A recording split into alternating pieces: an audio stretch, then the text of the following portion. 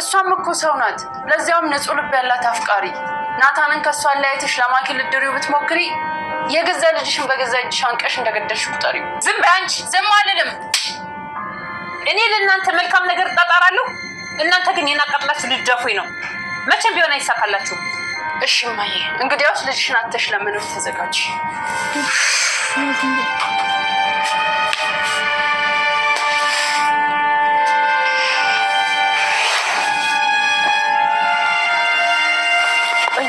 ምንድን ነው የምናደርገው? አላውቅም የኔ ፍቅር፣ ግን በቃ አንድ ጀምረናል፣ መጋፈጥ አለን። አስጨነቅኩ አይደል? አንቺ ምን ብለሽ ታስጨንቀኛለሽ የኔ ፍቅር? እኔ ነኝ እንጂ ህይወትሽን የጭንቀት ያደረጉት። አንተ ደግሞ ህይወት የምናውቁት የጭንቀት ታደርገዋለህ። እዚህ ቅፋል ንገሪኝ፣ ምንድን ነው ያደረግሽው? ምን አደርገዋለሁ ብለሽ ነው ትዬ? አባትሽ የት ነው ያለው? የማ የኔ አባት? መቼም የኔ አይሆንም። ንገሪኝ፣ የት ነው ያለው? ገጠር ነው። የት ይሆናል ትዬ? ትሰሚኛለሽ? መጥቶ እንዲወስድሽ እንድታደርጊ። ምን? ልጄን አግቶ የሚያስፈራራት ማን ስለሆነ ነው? የኔ አባት? ዝም በይ። ከዚህ በኋላ እዚህ ቤት አትኖሪም። ማን እንደሚያስገድደኝ አያለሁ። ኧረ ትዬ እባክሽን እባክሽን ውጭ እኮ ነው የምልሽ። የናታን እናት ሰላምን ከቤት እንድትወጣ አስጠነቀቀች። ታዲያ ናታን ከሰላም ጋር እወጣለሁ ከዚህ በኋላ ልጅ አለኝ ብለሽ እንዳትጣሪ በማለት እንግዲህ እናቱን አስጠንቅቋል። እሱም ከሰላም ጋር ለመውጣት ወስኗል። ሮዝ እንግዲህ ተናግራ ነበረ። አንቺ እንደምትይው አስገድደሽ ለማኪ መዳር ከፈለግሽ ልጅሽን አስገድደሽ አንቀሽ እንደገደልሽው ቁጠሪ፣ ምርጫው ያንቺ ነው፣ ልጅሽን አተሽ ለመኖር ተዘጋጂ ብላ ነግራት ነበረ።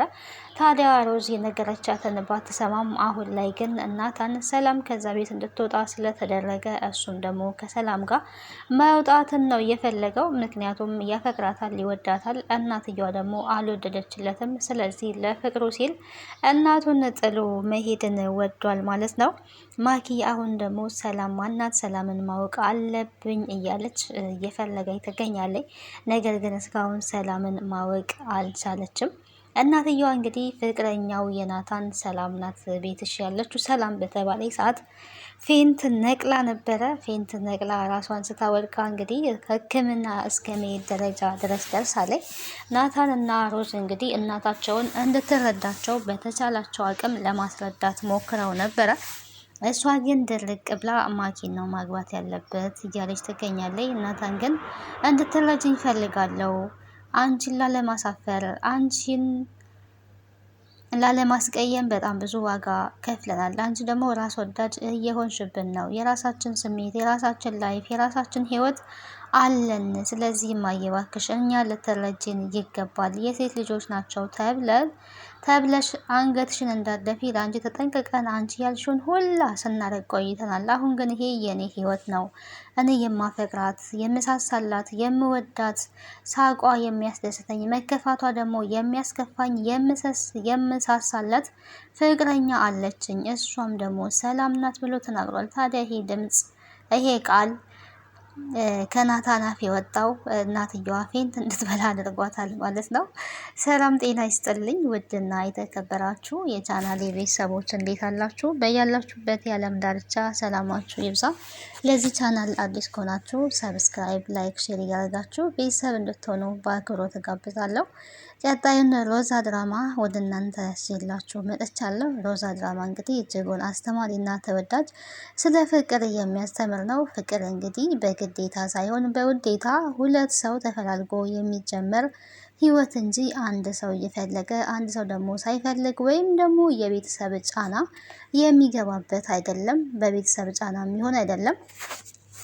ስፔሻሊ አሁን ባለንበት ጄኔሬሽን ቤተሰብ መርጦ ሳይሆን እንደምናውቀው እንግዲህ ልጆች የመረጡትን ነው የሚያገቡት። ልጆች መርጠው ራሳቸው የወደዱትን የፈለጉትን ቤተሰቦቻቸውን ያስተዋውቃሉ። ከዛ በኋላ ልጅ የወደደውን ደግሞ ቤተሰብ ይወዳል እንጂ ልጅ የወደደውን ቤተሰብ እኔ አልወድም እከሌን ነው ማግባት ያለብሽ ያለብህ የሚለው ነገር አሁን ላይ የሚሰራ አይደለም። ምን እንደነካት ባናቅም የነ ሮዛ እናት እንግዲህ ማኪ ምን እንዳስነካቻት ባናቅም እንኳን ከማኪ ውጪ ሌላ ሴት እንድታገባ አልፈቅድልህም ብላ ልጇ ላይ እንግዲህ ፍርድ ነው ይሄ ፍርድ እየፈረደችበት ነው የምትገኘው። እሱ ግን በጭራሽ ላገባ አልችልም ማኪን ብሏል። ማኪን የማታገባ ከሆነ እኔን እናትን በህይወት አታገኘኝም ነው ስትል የነበረው። ታዲያ ሮዝ ግን ቀደም ብላ ከናታን ጎን ናት። ናታን የወደዳትን ልንወድለት ይገባል፣ የሚያፈቅራትን እሱ እኛ ደግሞ ልንወድለት ይገባል። ሁለቱ በንጹህ ልብ ነው የሚፋቀሩት። ሰላምም እኮ ሰው ናት፣ ምን የሚጎላን ነገር አለ? ሰላም ንጹህ አፍቃሪ ናት። እሱም እሷን ያፈቅራታል፣ ይወዳታል። ስለዚህ ሁለቱ የተፋቀሩትን እንተዋቸው። እኔ የምደግፈው የሚዋደዱ ሰዎችን ነው በማለት ለእናቷ ደጋግማ ብትነግራትም በጥፊ እስከ መመታት ደረጃ ደርሳለች። ለወንድሟ ብላ እንግዲህ ሮዝ ዋጋ እየከፈለች ትገኛለች። ናታን ቢጨነቅም አሁን ላይ አንዴ ተጋፍጠሃል፣ ጀምረሃል፣ ወደኋላ መመለስ የለም። የሚመጣውን ነገር መቀበል ነው፣ ልትቀበል ይገባል እያሌ ተናግራለች። አንቺ እንዳልሹ ብላታለች። እንግዲህ እናቷን አስጠንቅቃታለች።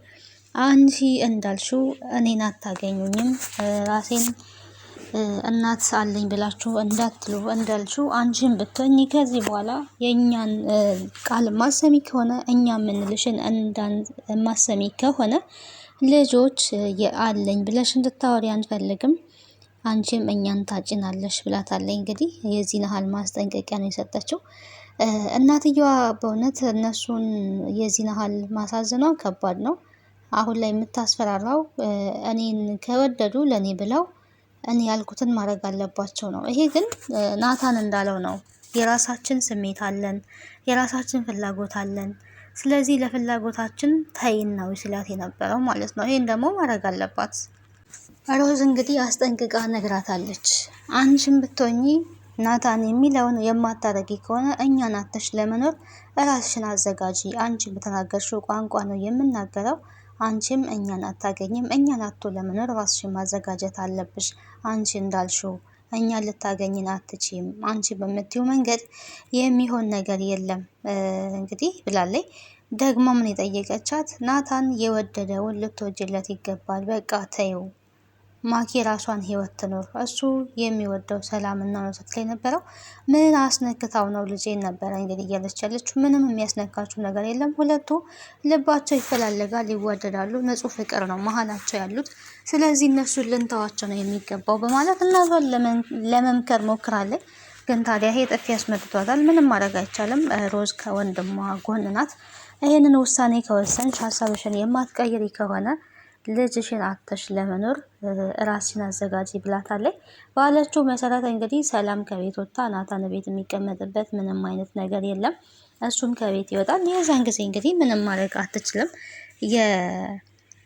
የሮዛ እናት ውሳኔ ሰላምን ከቤት ማስወጣት ነው። ልጄ ምን አስነክተሽ ነው? ከዚህ ቤት እንድትወጪ ይፈልጋለሁ፣ ከአላቅምሽ አትንጠራሪ ነው እያለቻት ያለችው። ማፍቀር እኮ በገንዘብ የሚለካ አይደለም። እኔ በጣም ሀብታም የሆኑ ሰዎች እንደው በተለይ ሰራተኛ የሚቀጥሩ ሰዎች የነሱ ዓለም ሁላ በእነሱ እጅ የተያዘች ሁሉ ነገር በእነሱ እጅ የተያዘ ይመስላችኋል። እውነታው ግን አይደለም። ፍቅር ሁሌም ንጹህ ልብን ነው የሚፈልገው እንጂ የሀብት ብዛት አይደለም። የልብ መልካምነት ብዛት ነው። በጣም ብዙ ገንዘብ ያላቸው ሀብት ያላቸው በቤታቸው ግን ፍቅር የሌላቸው ዝም ብለው የሚኖሩ አብረው መኖር ስላለባቸው ብቻ ዝም ብለው የሚኖሩ አሉ። ያ ታዲያ ለህይወት ደስታ የሚሰጥ አይደለም። ገንዘብ በሌለበት ፍቅር ካለ ገንዘብ ደግሞ ተሰርቶ የሚመጣ ነገር ነውና አንዳንዴ የተቀያየረባቸው የተደበላለቀባቸው ሰዎች አሉ። ገንዘብ ካለ ፍቅር አለ፣ ሁሉም ነገር አለ ብለው የሚያስቡ። የእውነት ፍቅር ካለ ነው ገንዘብ የሚኖረው እንጂ ፍቅር በሌለበት ገንዘብ በራሱ ሚኒንግለስ ነው፣ ምንም አይሰራም፣ ጥቅም የለውም ማለት ነው። ደስታ ሊሰጥ አይችልም።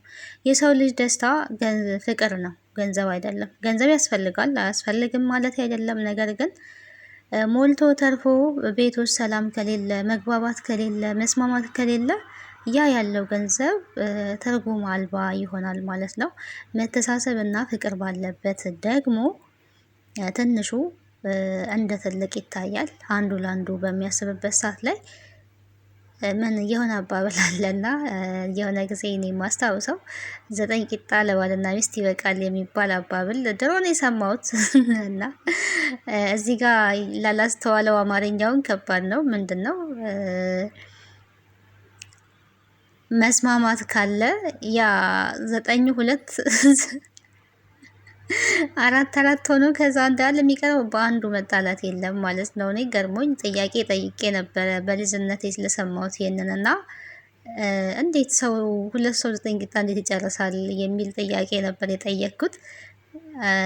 4 ደርሶ አንድ ይቀራል ነው። በዛ በአንዱ ፍቅር ካለ ያንን አንዱን ለሁለት ከፍሎ መብላት ይቻላል ነው አማርኛው ሲተረጎም ማለት ነው። እና ፍቅር ወሳኝ ነገር ነው ለሰው ልጅ። ያለ ፍቅር ምንም የሚሆን ነገር የለም። ማኪ እንግዲህ ታግታ ነበር በድጋሚ። የሰላም አባት እንደሚያሳግታት ነው እነሱ የሚያውቁት። ነገር ግን ይሄንን ሁሉ ታሪክ የምትሰራው እንግዲህ ጀግኒት ሮዝ ናት። ሮዝ እንግዲህ ያሳግታት እያሰቃየች ያልነበረ፣ በስተመጨረሻም አንድ ሰካራም ገብቶ እንግዲህ ፈቶ ለቋታል ማለት ነው። እኔ እንዲያውም እሱ ጉዳት ይደርስባታል ብዬ ነበረ። እሱ ምንም አላደረጋትም። እሱም በፍቅር የተጎዳ አይነት ሰው ነው። ማያ የት ናት እያለ ነው እንግዲህ። ማያ አንቺ ጥለሽ ስለሄድሽ ዓለም የጨለመብኝ ምድር የተገለበጠብኝ መሰለሽ ይሄዋለው እያለ እንግዲህ ሳይክሎ ወዲያና ወዲህ እየተንገዳገደ እያወራ ነው የሚገኘውና ዞሮ ዞሮ ለማኪ መፈታት ቻንስ ሆኖላታል፣ ምክንያት ሆኗል ማለት ነው። ግን እሱም ማያ ነው የሚለው እንግዲህ በማያ በምትባል ልጅ እንደተጎዳ እንረዳለን። ማኪ ናታንን ማፍቀሯ ጥፋት ነው እያልኩኝ አይደለም። ፍቅር ጥሩ ነገር ነው ማፍቀሯ። ግን ደግሞ እሷ ካልተፈቀረች ምላሽ በሌለበት ህይወት ውስጥ መዋዠቅ ዋጋ ነው የሚያስከፍለው። ምንም ልትጠቀም አትችልም። አሁን ብቻዋን ነው እየተሰቃየች ያለችው ማኪ። በነገራችን ላይ አፍቅራ ብቻዋን ነው እየተሰቃየች ያለችው። ስለዚህ ይህንን ቆርጣ መውጣት ነው ያለባት። ጨከን ብላ የራሷ የሚወዳት ሰው እኮ ሌላ የሚወዳት እሷን የሚወዳት ሰው አለ። ደግሞ እሷ እዚህ ጋር ወዳ እንደምትሰቃየው እሷን ደግሞ የሚያፈቅራት ሰው ይኖራል። ስለዚህ የሚያፈቅራትን ሰው አፍቅራ መኖር እንጂ እዚህ ጋር በጭራሽ ሊያፈቅራት ከማይችል ሰው ጋራ ጊዜዋን መጨረሷ የዛናን ተገቢ አይደለም። ልጁ እንግዲህ ምን ያርግ? እዚህ ጋር ለማኪ ተብሎ 2 ሰዎች መጎዳት የለባቸውም። እናትየዋ እንዳለችው አስገድዳ ለማኪ ብድረው ሳይፈልግ ሳይወድ ህይወቱን ሲኦል ልታረግበት ነው። እዛ ጋር ደግሞ ሰላም ስለምታፈቅረው ትጎዳለች። እና እዚህ ጋር ለማኪ ደስታ ተብሎ 2 ሰዎች ደግሞ መጎዳት የለባቸውም። ስለዚህ የሚዋደዱት ሁለቱ ስለሆኑ የሚዋደዱት ሁለቱ ፍቅረኛሞችን በትዳር እንዲጣመሩ ማድረግ ነው። በእነሱ ደስታ መደሰት እንጂ የነሱ ነቃፊ ሆኖ መገኘቱ የዛን ያህል ተገቢ ነው ብዬ አላስብም። እንግዲህ የናታን እናት ከዚህ ተግባሯ ልትመለስ ይገባል። ልጆቿን ልትሰማና ልትረዳ ይገባል። በአሁኑ ሰዓት ላይ ልጆች መብታቸው መከበር አለበት። በቃ ልጅ የወደደውን መውደድ ግዴታ ነው። አለበለዚያ ልታስጥል አትችልም። ትደክማለች እንጂ ትለፋለች እንጂ በጭራሽ ሊሳካላት አይችልም። ልጇን ነው የምታጣው። ልጇን ታጠዋለች። የሮዛ እንዳለቻት እንግዲህ እሱን አቶ ለመኖር ራስሽን አሳምኝ ነው ያለቻት። ይሄ ደግሞ ይሆናል፣ ምንም ጥርጥር የለውም። ይሄ እንዳይሆን ከፈለገች ግን ልጇ የወደደውን ወዳ ማኪም ደግሞ የራሷን ህይወት እንድትኖር ማድረግ ነው የሚሻለው። እሷ አሁን ከማኪ ጎን ስለሆነች ማኪ የልብ ተሰምቷታል። አሁን ላይ ሰላምን ማወቅ አለብኝ፣ እቺን ከጀርባ የሆነ የምታሴርብኝን ላቃት ይገባል፣ ማናት እያለች ነው የምትገኘው። ቤት ያለችው ሰላም እንደሆነ ካወቀች ያው ሰላም ላይ ጉዳት ሊደርስባት ይችላል። እንግዲህ እስካሁን ያው አላወቀችም። ግን ሰላም ማነች እያለች ነው የምትገኘው። ሰላም ግን ማነች? ላቃት ይገባል። ማነች ነው የምትለው። እንደማታውቃት እንግዲህ ተስፋ እናደርጋለን። ካወቀቻት ለሰላም በነገራችን ላይ በጣም ከባድ ነው። ኦልሬዲ የቤት ላይሽ አልፈልግም ብላታለች። ስለዚህ ከቤት ትወጣለች። ምርጫው እንግዲህ የናታን እናት ነው። ልጇን አታ መኖር ወይ ደግሞ እሱ የወደደውን ወዳ መኖር። ይሄንን ከሁለት አንዱ መምረጥ አለባት ማለት ነው። በቀጣይ እንግዲህ ቀጣዩን ክፍል አብረን የምናይ ይሆናል። ስለነበረን ቆይታ ከልብ አመሰግናለሁ። ሀሳብና ሴታችሁን በኮሜንት አስቀምጡልኝ። ፍቅር ያሸንፋል። ናታን እና ሰላም አብረው ይሆናሉ። ፍቅር ሁሌም ቢሆን አሸናፊ ነው። በፍቅር መሀል ውስጥ መግባት ራሱ አያስፈልግም። በሚዋደዱ ሰዎች መሀል ጭራሽ ሰው መግባት የለበትም።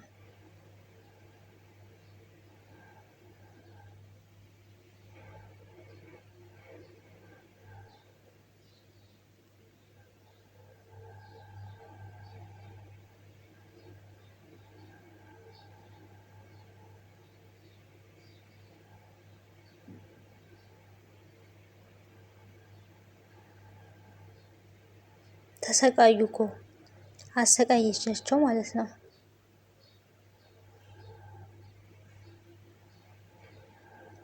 በሰላም መኖር እንዳይችሉ ያደረገቻቸው